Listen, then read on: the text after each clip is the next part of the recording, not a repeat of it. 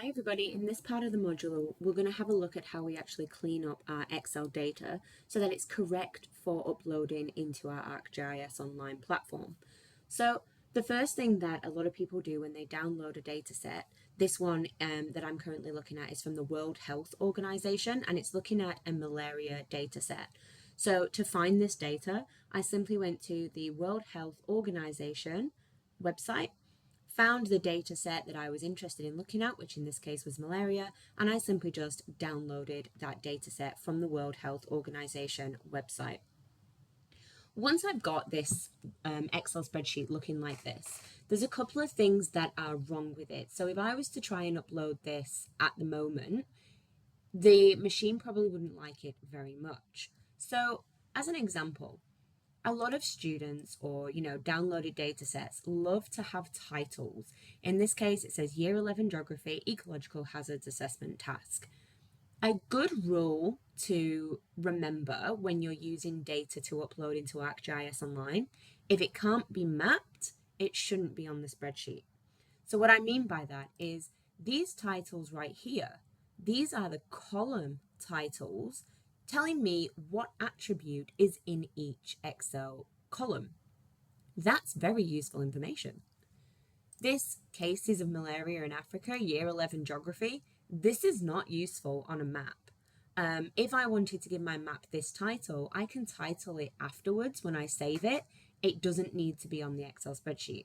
So the first thing that I want to do is I want to just highlight these columns here, and I simply want to do my right click and just press delete and get rid of those. Now, these columns at the top, as I said, these are titles. These are very, very relevant for me uploading my data because it helps me pick the attribute that my map is showcasing and the data that I want to show on my map, right? So that's very useful.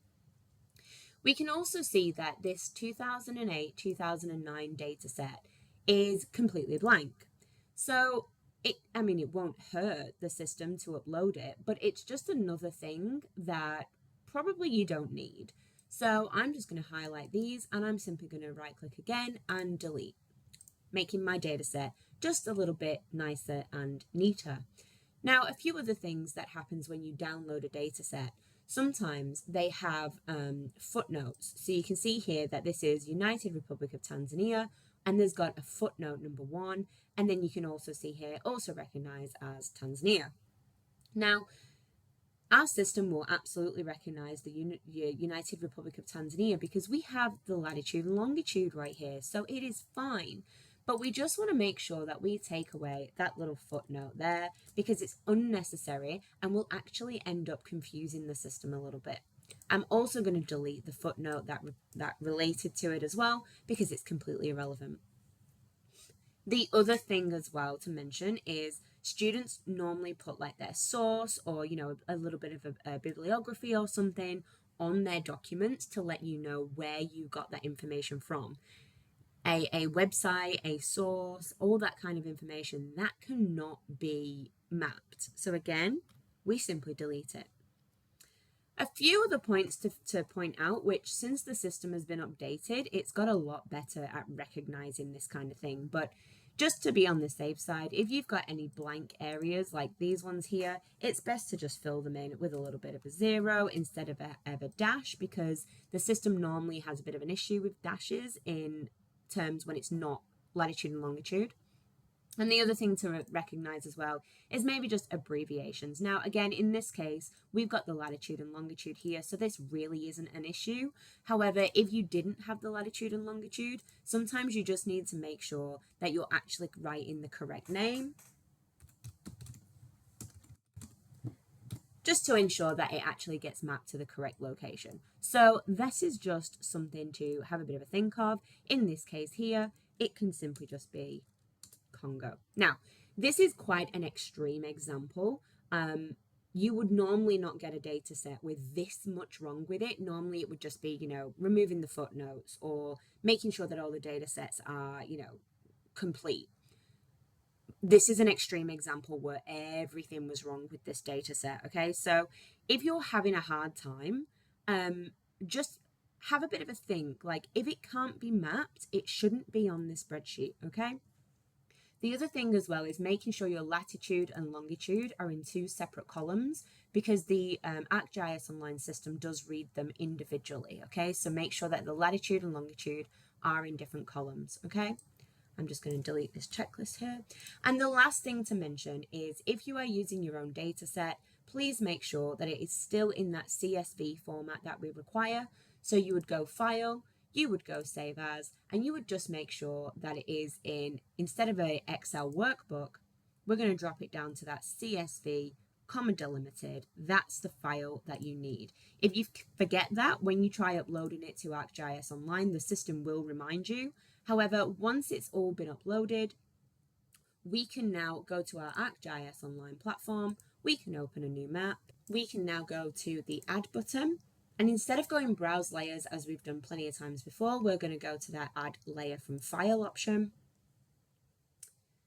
And you can see here, supported file types are CSV, GeoJSON, KML, that kind of thing. So even if you forget, it does have a bit of a reminder here to save it into that CSV.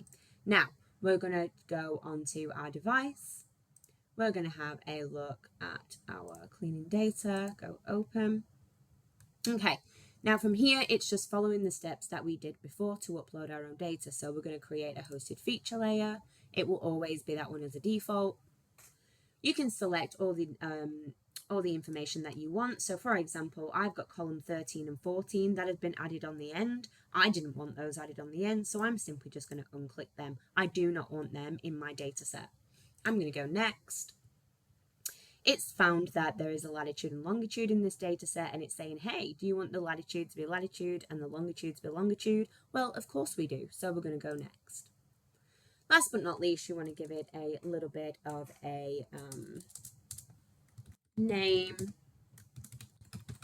You can save it in a folder, and you can simply go create. Brilliant. And then now we can see all of our data points for our Africa Malaysia layer have been updated. And again, from here, it's simply a case of heading over to the styles tab and changing it however you want it to be displayed. So as an example, you know, if you want to look at total cases, you can go ahead and add total cases there. You can change it into a chloropleth map using the chloropleth option that we have in one of the videos in another module. You can change it into a heat map. You can do all sorts of things with it, okay? Colors and size. You can even pick a couple of extra bits of information if you want, and do like a comparison chart. You can do a color to size chart. You can do a relationships pattern here. So have a look at this one. You can do relationships. So that's just something to note as well. If you have more than one attribute, you have a lot more options for how you want to style them. So like whether it's a predominant category, whether it's a charts and sizes, there is many options here for you to have a bit of a look at. So definitely have a play with these styling options, have a play with the colors, and don't forget, you know, if you do actually want to use one of the options but you don't like the colors, you simply just need to go into that styling options,